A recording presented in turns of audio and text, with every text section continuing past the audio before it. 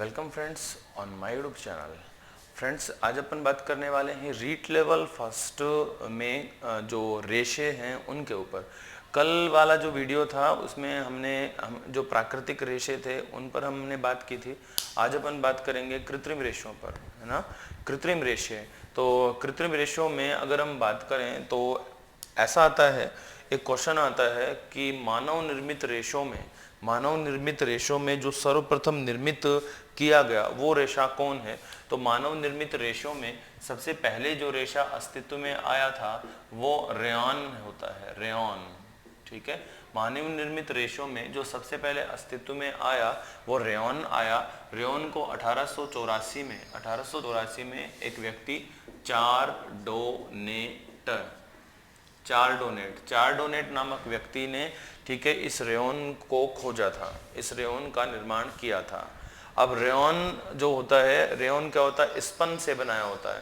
भाई rayon spun होता है, एक वर्ड स्पन, स्पन बनाते हैं, यानी रेयॉन से के जो वस्त्र होते हैं, जो रेशा बनाया जाता है वो स्पन से बनाया जाता है। रेयॉन को छोटे छोटे टुकड़ों में काट के स्पन बनाते हैं, फिर उन्हें खींचा जाता है, फिर खींचने से लंबे पतले तार निकलते हैं, बस उन्हीं से रेशा बनाया जाता है, उन्हीं से रेशा बनाया जाता है। ठीक है, और ऐसा जो रेशा या जो वस्त्र होते हैं उसको हम स्पन कहते हैं। ठीक है, ये ध्यान रखना।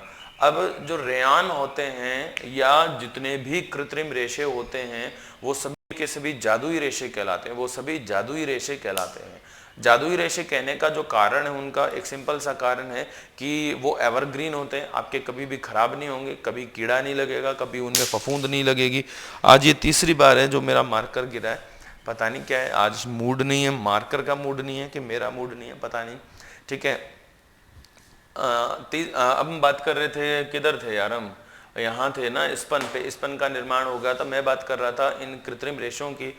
तो ये जो कृत्रिम रेशे हैं, ये कृत्रिम रेशे क्या कहलाते हैं, ये कृत्रिम रेशे कहलाते हैं जादुई रेशे। जादुई रेशे क्यों कहते हैं, ये इनको धो और पहनो भी कहते हैं, इनको धो और पहनो भी कहा जाता है।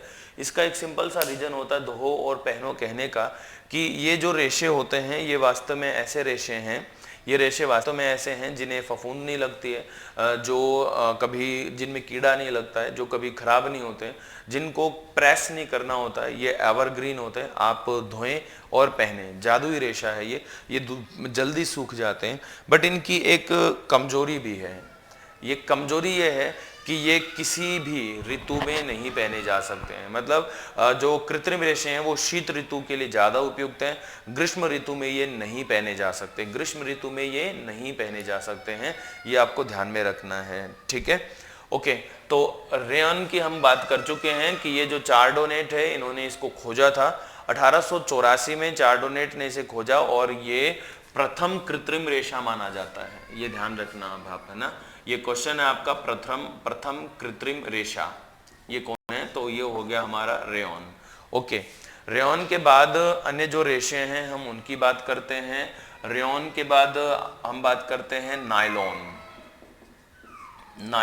ठीक है, इस नायलॉन से ट्रैक सूट आपने देखे होंगे, ट्रैक सूट सुबह जॉगिंग करने के लिए वो पहन के जाते हैं, वो देखने पर रबड़ कैसे लगते हैं, जलाने पर प्लास्टिक की भांति जलते हैं, वो नायलॉन होता है। ठीक है, नायलॉन से वस्त्र ही नहीं, नायलॉन से हमारे जो टूथब्रश के जो ब्रिसल्स होते हैं वो भी नायलॉन से बनाए हुए होते हैं। इसके अलावा और भी शू पॉलिश करने वाला ब्रश है, वो भी ब्रिसल्स हैं, वो भी कभी नायलॉन से बने हुए होते हैं।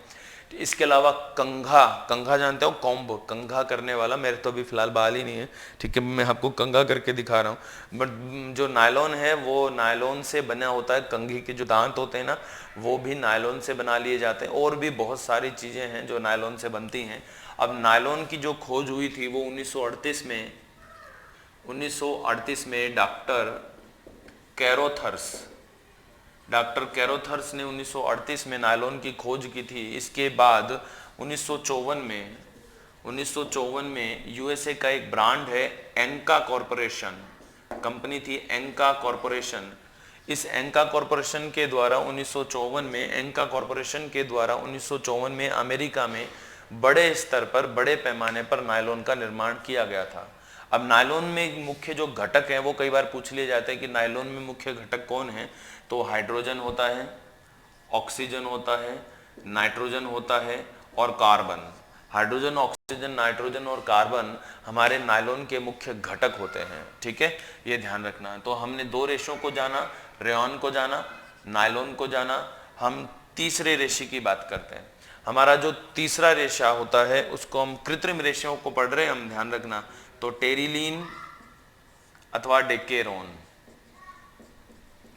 टेरिलीन अथवा डेकेरोन। इस टेरिलीन और डेकेरोन को भी डॉक्टर कैरोथर्स ने ही खोजा था। डॉक्टर कैरोथर्स ने ही खोजा था। कौन? टेरिलीन और डेकोरोन। ये ध्यान रखना, ये जो खोज है ये पूछी जाती है कि किस रेशे को किसने खोजा, किस रेशे को किसने खोजा। ठीक है, ये ध्यान रखेंगे। टेरिलीन, डेकोरोन, डॉक्टर कैरोथर्स ने इसे खोजा था। ओके, आगे अगर हम बात करते हैं अपने जो अन्य रेशेज हैं उन्हीं के ऊपर, जैसे एक रेशा होता है जिसको हम कहते हैं ओरिलॉन।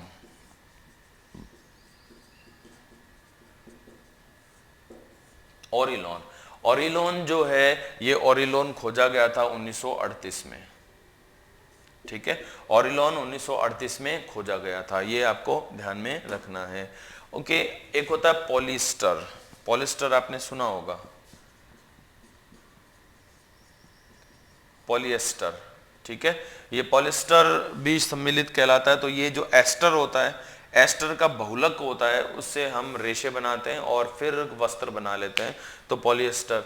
तो ये हमारे पास विशेष कृत्रिम रेशे हैं, 5 कृत्रिम रेशे हैं, इनको ध्यान रखना। इन पर क्वेश्चन कैसे आता है? क्वेश्चन एक तो ऐसा आता है कि 4 आपको ऑप्शन देते हैं और पूछते हैं निम्नलिखित में से कौन प्राकृतिक रेशा है या कौन कृत्रिम रेशा है, कौन मानव के द्वारा खोजा गया सबसे प्राचीन रेशा है, नायलॉन की खोज किसने की थी, ये पूछा हुआ है। ठीक है ना, ये ध्यान रखना है। ओके, ये हो गए हमारे बात कृत्रिम रेशों की। ओके, मैं एक बार इसको क्लीन करता हूं और हम बात करते हैं हमारे जो रंजक हैं। रंजक आप समझते हैं ना, कलर्स, कलर्स की हम बात करते हैं। जैसे हमारा अपना मेलाकाइट ग्रीन वगैरह हैं, मेथिल ऑरेंज है। ठीक है, ये कुछ रंजक हैं, कलर्स हैं विशेष, जिनको एग्जाम में पूछा जाता है। जो एग्जाम में पूछे जाते हैं हम उन्हीं कलर की बात करेंगे। कलर भी कृत्रिम भी होते हैं और प्राकृतिक भी होते हैं। तो हम पहले प्राकृतिक कलर्स की बात करेंगे और कुछ, और फिर हम कृत्रिम कलर्स की यानी रंजक की बात कर रहे हैं। कुछ स्थायी होते हैं, कुछ अस्थायी होते हैं। ओके, कंटिन्यू हमारे साथ बने रहिए आप।